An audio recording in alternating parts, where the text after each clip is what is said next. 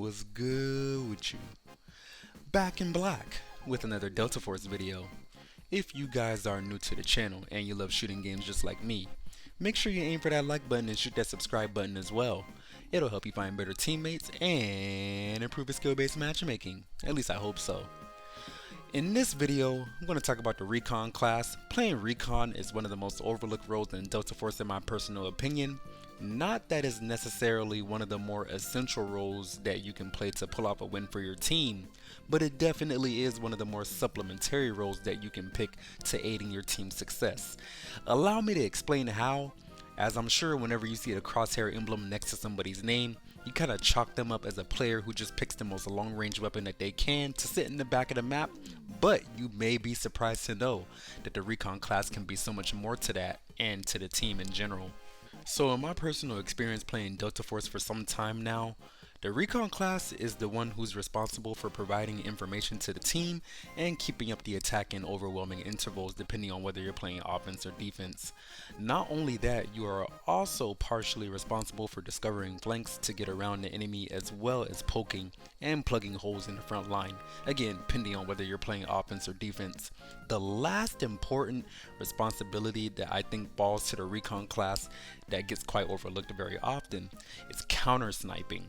So, to address that first point, yes, you are the class that has the longest range capability in the game, and by all means, you definitely should take advantage of that, whenever you wish, but consider how annoying it is for your teammates to deal with the exact same thing that you're, subjugating the enemy to. I say it that way because when you think about it from a more empathetic standpoint as a sniper, yeah, it's extremely fun when you can sit all the way in the back of the map and pull off 3 headshots on unsuspecting enemies that have no idea where you are or where they're getting shot from. But of course, I'm sure you would agree that that is extremely annoying when you're on the receiving end. So if you know that the enemy team is also using snipers, then maybe, just maybe, that will influence your target priority, and then you can basically continue to counter snipe. And if you're counter sniping and keeping the enemy snipers from being a nuisance to your team, that is one of the many ways that you can be a great benefit as a friendly recon on your team. Going back to what I was saying earlier about providing information to your team or yourself, I would definitely argue that that is the thing that the Recon class does best. And then the best way you can go about providing that information to your team or to yourself is, well, you got 2 options. The more selfless way you could go about it is using the Bow Lady or Operator Luna's detection arrow, which essentially functions like a flare from any old Battlefield game to mark enemies in a certain radius.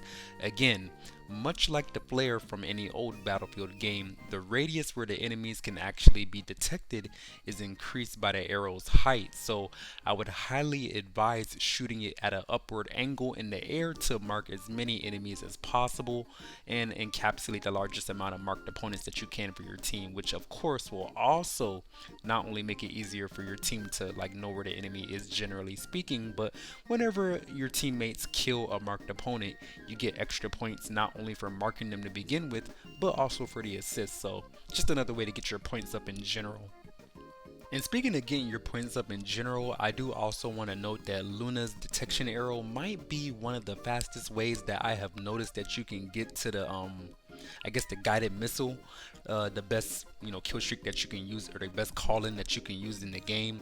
If you can shoot that in the air and mark pretty much the whole team at least 2 or 3 times, you should definitely have your guided missile by the end of the game. And I would say on Ascension, this is probably one of the main strategies that I have implemented. I would have incorporated it into this gameplay that you're watching right now, but Nvidia's Shadowplay is garbage and for some odd reason didn't save, so neither here nor there. Just take my word for it, take my advice, and you should definitely accumulate a fuck ton of points over the course of a game, especially using Luna's detection arrow. But that is not the only option you have as far as providing information to yourself. Let's say you wanted to be that recon player that I was referring to earlier who likes to poke holes in the front lines. I definitely would recommend giving Hackclaw a try, who I have come to recognize as the specialized flanker in this game. for her, I highly recommend using the respawn beacon, since you'll essentially be functioning like a mobile rally point for your squad mates.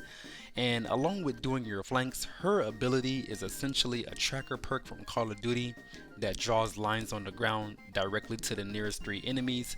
So I find that this ability, alongside with her flashbang drone and the fact that you're constantly bringing in new teammates behind you with your respawn beacon, definitely makes it way easier for your team to end up behind the enemy lines, and basically make it way easier for you to get things done as far as the offensively minded player is concerned, which is very what's the word I want to use, like, it would seem like it's a stark contrast for a recon player, but I think it's a very unique playstyle that I have not seen implemented in the recon class. Generally speaking, when it comes to flanking, typically that kind of stuff is left to the assault class. So again, I do want to give Delta Force some kudos. I think the fact that they kind of implemented this kind of playstyle in the recon class is something that's a little unprecedented and gives them a little bit more like validity as far as like actually playing, especially Hackclaw, who is one of my favorite characters so far in the game, generally speaking.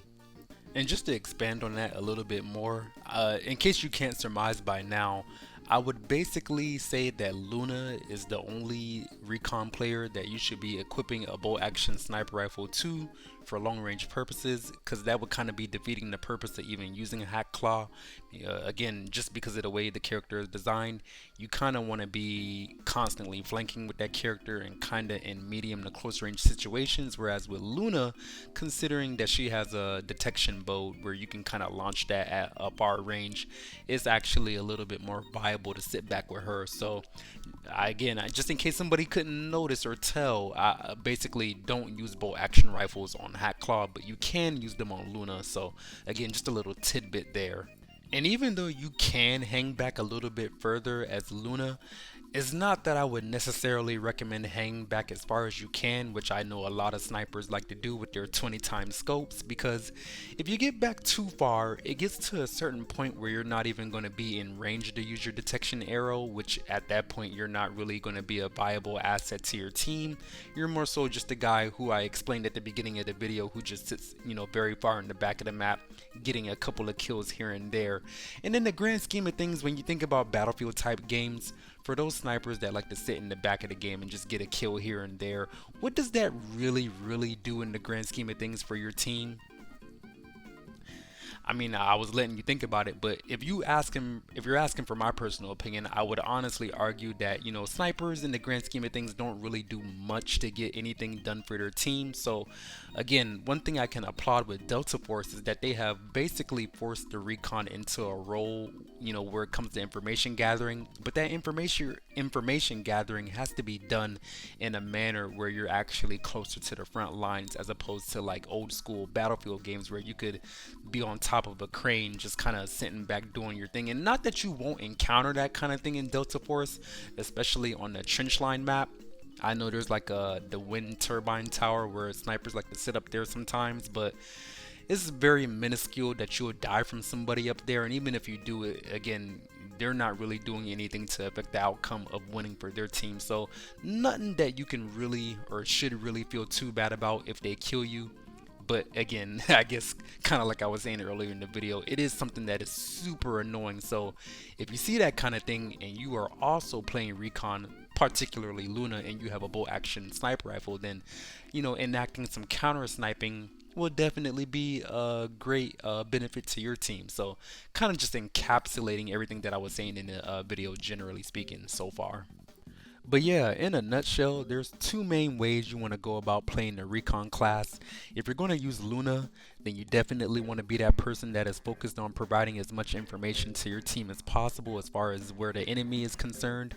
Every time you see that detection bow pop up, you should be shooting that thing into the air in the general direction of the enemy, and your teammates will thank you for it, and you will get your guided missile extremely fast, faster than you would anticipate with any other class, I reckon. If you're not going to play Luna and you're going to play a Hackclaw, then you definitely want to be that person who is constantly flanking the enemy and constantly putting down respawn beacons, because if you are constantly putting your team behind the enemy team and pressing the advantage as far as just having a relentless attack, then that will make it easier for your team to win, generally speaking. So All that being said, I do want to ask, what do you guys think about playing the Recon class so far? Do you find that it's a class that you are highly acclimated with and you enjoy playing very often? Is it a class that you generally avoid? And yeah, if you find these tips and tricks helpful, just on the mindset of playing Recon in general, don't forget to aim for that like button, shoot that subscribe button as well. Maybe share it to a friend so they can improve at playing Recon. And yeah, I do appreciate you guys for watching if you have made it thus far. And don't forget, any likes and subscriptions will definitely improve your skill-based matchmaking. At least I hope so. But yeah, appreciate you guys for watching. And I hope you have a lovely rest of your day. Black guy out.